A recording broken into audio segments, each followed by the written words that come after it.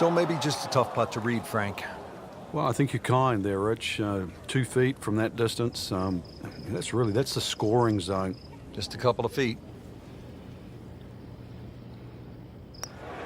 And he makes it for par.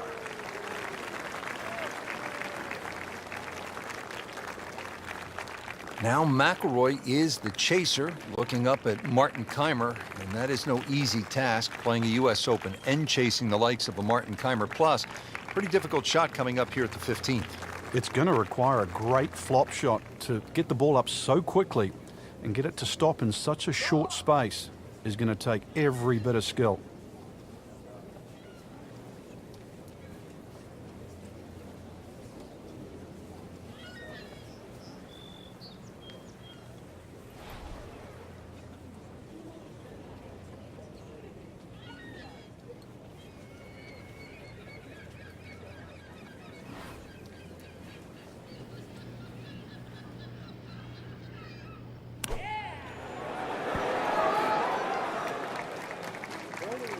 On the green, and a chance for birdie.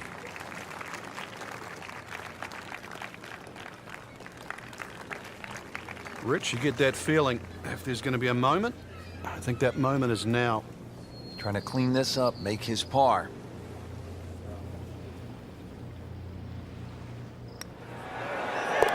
Good putt.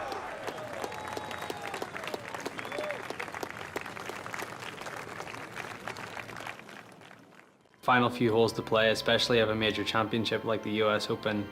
You know, it's what you've worked so hard for. It's what, you know, you've put all those hours of practice in for, and you know, this is your moment. This is your moment to see what you've got against the best players in the world and test yourself at the ultimate level. There's obviously a lot of pressure. You know, you don't want to let an opportunity like this pass you by. You don't want to let it slip. So just stay really focused, really concentrated. Try to take one shot at a time. Try and put the result out of your mind. Control what you can control. But saying that, it is difficult with so many things going on around you, whether it be the crowd or it could be the person that you're going up against. You know, there's so many things that you can't control, but you know, the things that you can control, that's what you have to concentrate on, and that's what you have to try and, you know, do to the best of your ability. And if you can do that, that's what gives you the best chance to try and win a huge tournament like the US Open. So here at the 17th hole, tie atop the leaderboard, 2 former U.S. Open champions, 2 holes to play. This is one of golf's best moments. We talked about mental toughness on the first tee. It certainly comes into play here right now, and the 17th hole is named Derailed. And it is going to be more than a test for both of these and could very well be the defining hole.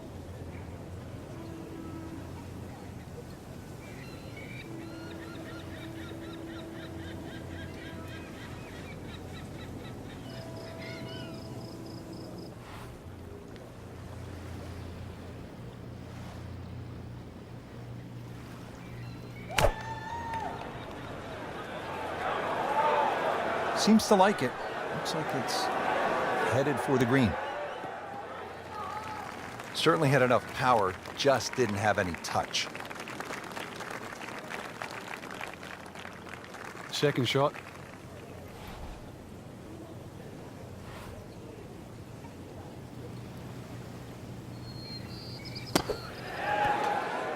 And he's made it onto the green now.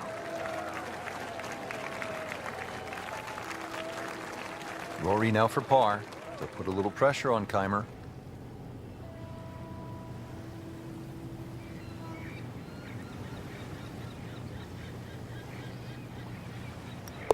Did the job right there.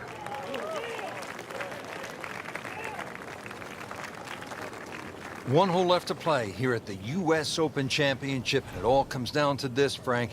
What does Rory need to do off the tee? Considering it's a par 5 finishing hole, Rich, you would think that one of these 2 great players is going to make birdie. So for Rory, he's going to have to be the guy to make it first. He has the honor.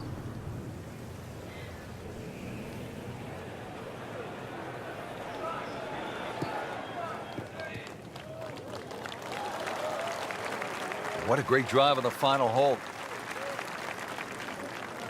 Frank, the great thing about these major championships is the slow build-up to moments just like this, and then it gets really tense. It's a dream scenario, Rich. You just dream that you're going to have the two best players in the game vying it out, coming down to the very last hole. That's exactly what we have right now. So far, they've provided great golf. It's going to take something even better than that right now to determine who's going to win.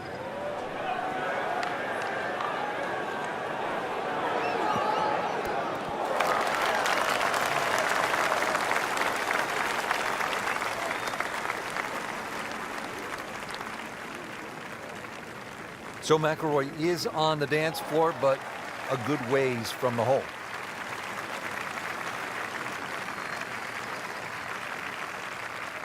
Rory McIlroy looking to take advantage with this putt.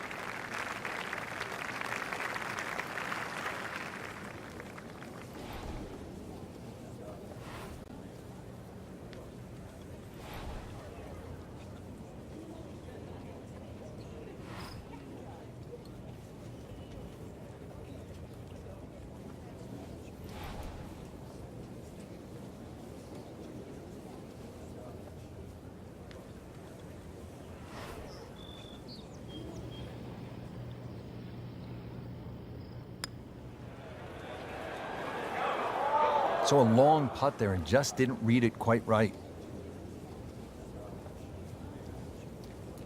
Well, this is it. This is for the U.S. Open Championship.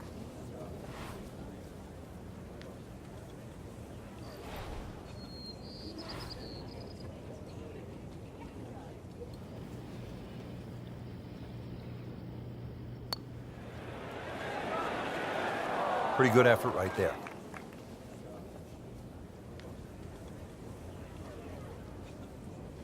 Right about 9 feet here to the hole.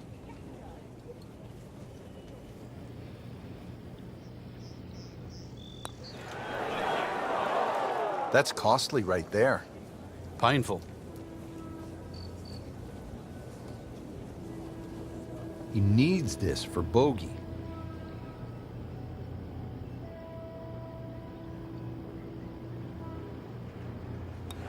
The door was open, but Martin Kaymer slammed it shut. Kaymer, the U.S. Open champion yet again. It came down to the final hole. Kaymer really put on a show. This will forever be remembered as one of the best finishes in major championship history. Lose a lead or you lose a major, or it doesn't quite work out the way you had hoped. At that moment in time, there's obviously a lot of disappointment, but I think that passes and you use that as motivation for the next one, and that's the only way you can view it. You can't feel sorry for yourself, or you can't get down about it, because what's happened's happened. The past is the past and you move on, but you use it as motivation not to let it happen again. My toughest loss was the 2011 Masters, when I had a 4-shot lead going into the final round and completely blew up on the back nine. It was a very tough moment for me. It was very disappointing, but I used that as motivation to say to myself, that's not going to happen again. That's not the player I am. That's not the player I want to be. I used it in a way that 70 days later, I won my first US Open and my first major. So sometimes disappointments can be catalysts for good things to happen in the future, and it's just how you react to it. And I feel like, if you react to your disappointments in the right way, they can be very beneficial.